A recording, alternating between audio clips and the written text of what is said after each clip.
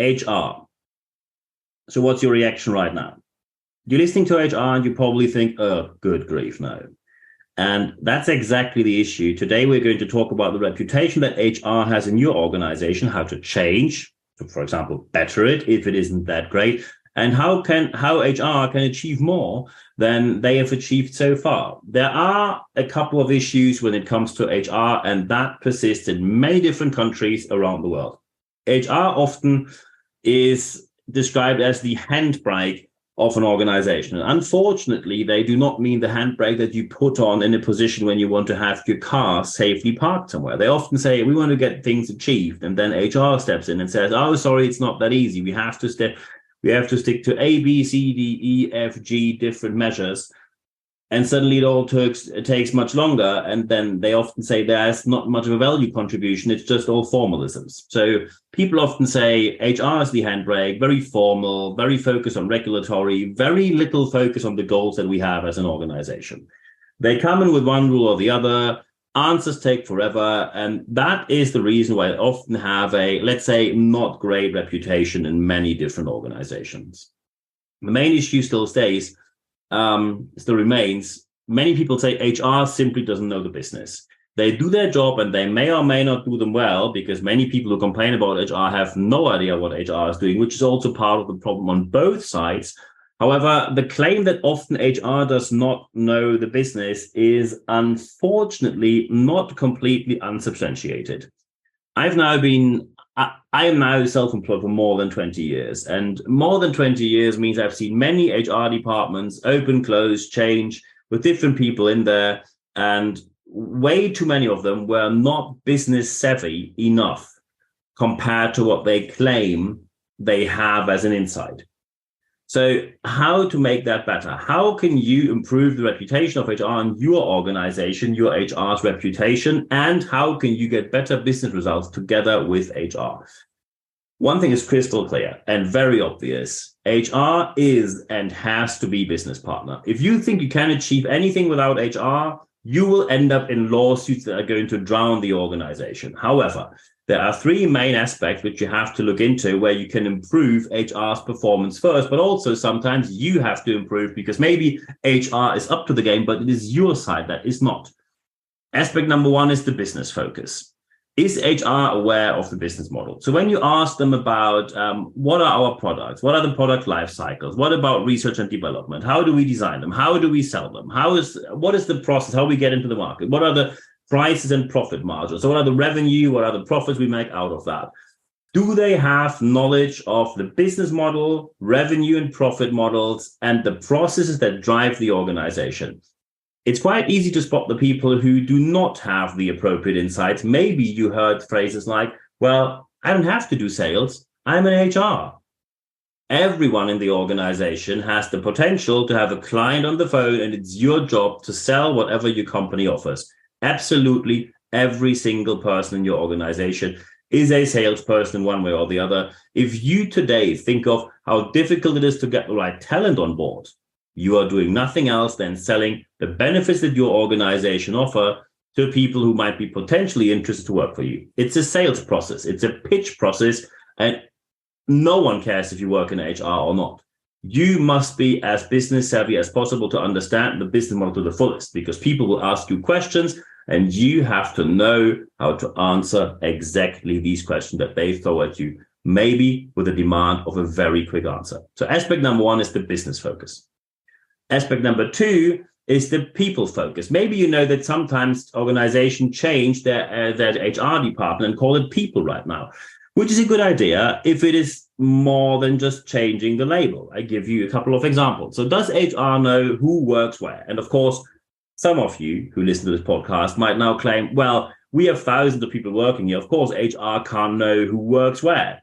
And that's not what I mean. Either when you're a small organization, you should know a lot of people working in your organization or in your business. However, you at least need key people in every important department who you definitely know very well. Why is this important? You have to know what is the inner mission of these people. Does this inner mission align with the organizational goals? And how can you serve these people and their inner missions to make the organization thrive. And by the way, when these people are committed to the projects they do with you, the HR's reputation will improve almost automatically. You will be more business savvy as well because you are closer to the business process very suddenly and very deeply if it goes well. And also, everything you design for the department and the business will be way better, fit for use and fit for purpose. So look at who works where, then look at their inner missions of these people. So you have key stakeholders, key people in every single important department, preferably in every department. How do these people prefer to communicate? And this is not a one-way street. There's not HR who says, oh, we're sending out emails with updates and you have to read them. No, this is not how it works. You have to sit down and agree, how do you want to communicate? Often the question is, who has to align to whom? And often people say, well, of course, the business has priority, so HR has to align to the business. And that, by the way, is wildly wrong. When HR is in place properly, they, of course, know regulatory compliance about the working law. And they tell you very important aspects of your department where you have to align to HR and the regulation that they have in place. If you, for example, have a certain demand for a certain recruiting process or a certain wish how the recruiting process will be designed in your department, then, of course, it makes sense that they adopt to your demands because you are closer to the everyday business. You know how to do daily business very well. And that's why, in this case, HR should align to you, not vice versa. So aspect number 2, the people focus, the people knowledge you have in your organization and in your HR department. The third aspect is the goal focus. Often, and that is one of the major claims, which sometimes is not completely unsubstantiated, often people say HR puts up many rules and many of them just for the sake of having a rule. There's a rule for absolutely anything, and that is just too much. So people think you're just sitting there making up rules, finding more and more regulatory and compliance, more moments to write another email or to send out a one sheet or to create some marketing material for the HR department. They often think you're a bit self-justifying your existence. And that is, of course, not the case. So never invent a rule just for the sake of a rule. However, when you have certain projects, communicate them openly and proactively so people know what HR is doing. Do a bit of internal marketing. Maybe ask your marketing department how you can market the HR's work into the organization. Internal marketing is at least as important as external marketing. Be sure that you have key stakeholders in every single department, business unit, division, however you want to call that, because these are your people that help you in case of need. When you say, hey, I need help from your department, they will say yes when they know you and they are your key stakeholder, and they will say no if they have no interest in that. Very important here, by the way, when you work in a certain department and HR is starting a project and asking for support, you cannot complain about HR not being business savvy enough. And at the same time, when HR asks for support, say, oh, we don't have time for that. When they want that you get involved, take the chance, step up, volunteer, and then see how the work is going from there. And very quickly, many of these conflicts that you have will disappear almost automatically. So look at having key stakeholders in every single department. Keep them involved, not only once, not only for a nice picture at a social event, but keep them involved constantly so people know it was not HR's marketing. They have a true interest in being engaged with the business. And at the end of that, you have to do a very clear and public and very transparent evaluation about the success or maybe the failure of the project that you did, including the root cause analysis. Where does the failure or the success really come from? The success and failure is especially important as you encourage other people, especially when you talk about having an open-minded organizational culture. When HR starts to admit, hey, we did this and it didn't go too well, other departments will do so as well. So organizational change and organizational culture are deeply bound to the HR's behavior. So be sure that you lead by example. It is very obvious that HR and business have to work together and not against each other. Still, I'm sitting in way too many organizations, especially in the US and in the UK, where people say, look, HR is there and I avoid them at all costs because they only mean trouble, they only mean work, and I don't see a single bit of benefit in what they do. If this is still the case in your department, you have quite some work to do, because the focus of everything we do is the result of the business, not formalities, rules, and madness driven by paperwork. Look at your HR, look at the 3 focuses we just had: business focus, people knowledge and people focus, and goal focus, and then act according to the aspect I just mentioned here. And I wish you all the best implementing this. And of course, I published articles about this. So when you now say, well, I have a couple of questions because we have an issue, but I have a very special situation, may I ask you a question, Niels? And yes, you can.